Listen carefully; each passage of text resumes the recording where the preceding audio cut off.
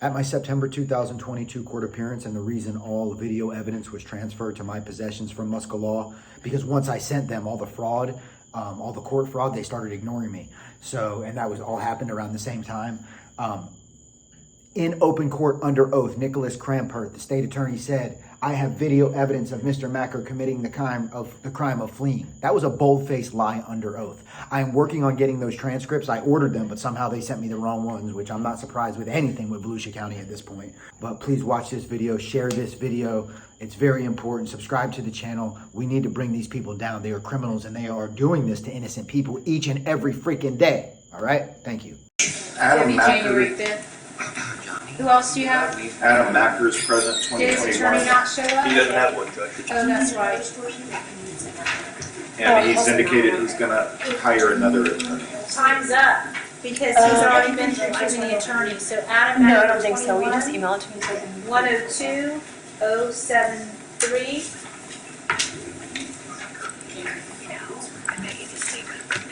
And so I'm going to do one of two things. You've been through, is this your second attorney that couldn't handle you? Well, my first attorney was George Travato, and he wasn't a trial attorney. So he, when there was not able to work out a plea, he told me that I needed to hire a trial attorney, which I did, which was Muscalaw. And I had no intentions on I was planning on going to trial with them, and they ignored me for a month. I wrote you a letter on Monday. So, Mr. Macker, so it's time to fish or cut bait. So what I'm doing is, did we order jurors on this? We did, Judge. There's one witness I need. She's available. I will say this. I talked with Mr. Mott, because right now this gentleman's underrepresented. He has no attorney.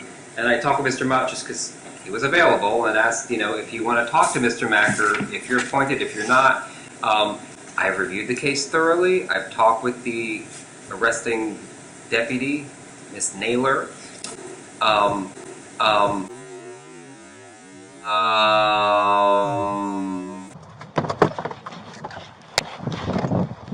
Get out the car slowly.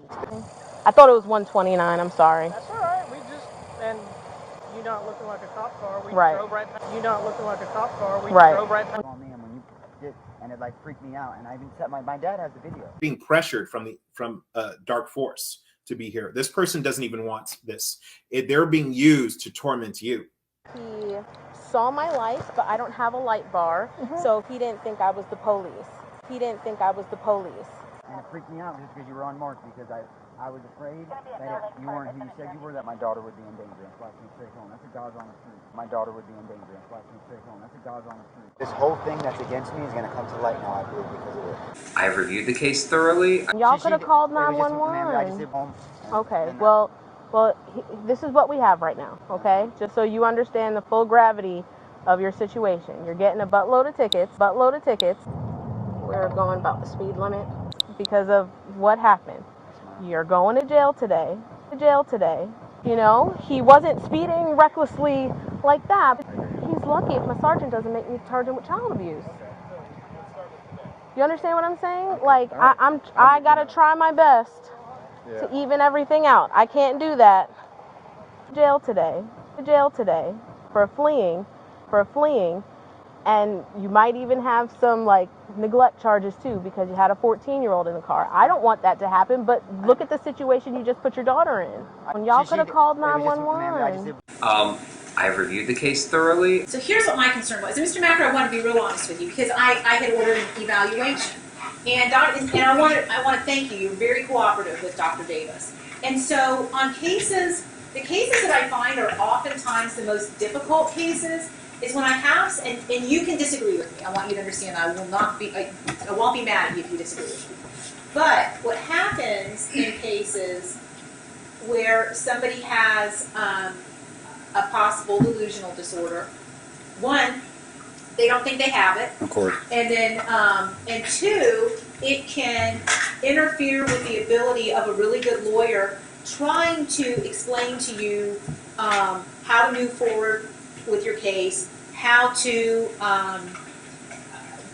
do what's in your best interest. Yes, sir. And so what's interesting, and I thought Dr. Davis did a really nice job on this eval, is that I can have somebody who suffers from a delusional disorder and it's compartmentalized. It's just a small area that they're very set on what they believe and think, and it doesn't affect their legal ability to understand or their legal competency. So somebody can go on with a delusional disorder as long as they're able to help their lawyer, as long as they're able to move forward with their case, as long as they're able to present appropriately in front of a jury.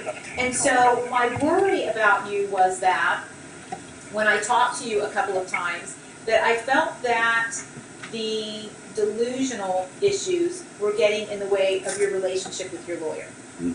And so that's why I ordered the evaluation.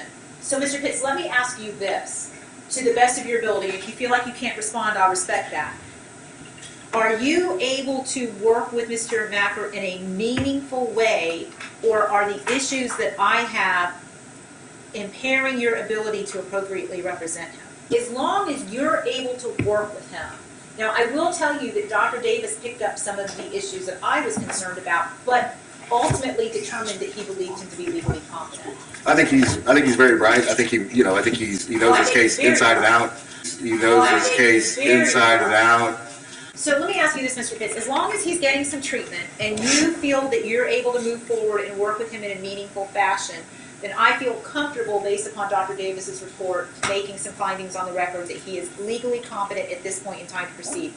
If, however, in the future you have concerns, please bring them to my attention. Attorney Kevin Pitts, my attorney, I gave him every possible opportunity. And I'm going to say it like it is. That man is a criminal posing as an attorney. The whole institution of justice in Volusia County, Florida, because as a defense attorney, it is your constitutional obligation to defend your client to the best of your ability. And my defense attorney did the opposite. He schemed against me. I know he's are you off? No, not yet. I wasn't sure if there was anything else, if I had to walk up there or anything. And you can tell he's smart. Mm-hmm. Smart. Well, part of the issue is what happens when you use drugs is that, especially some of the drugs that he was using, they can start to affect your brain. Yeah. So a lot of people that might have some mental illness, and it could be because they just have mental illness, or it could just be because they were using drugs,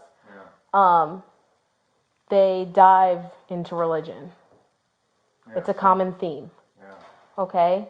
I don't know if that's going to help. Yeah. I don't know. You can ask for mental help.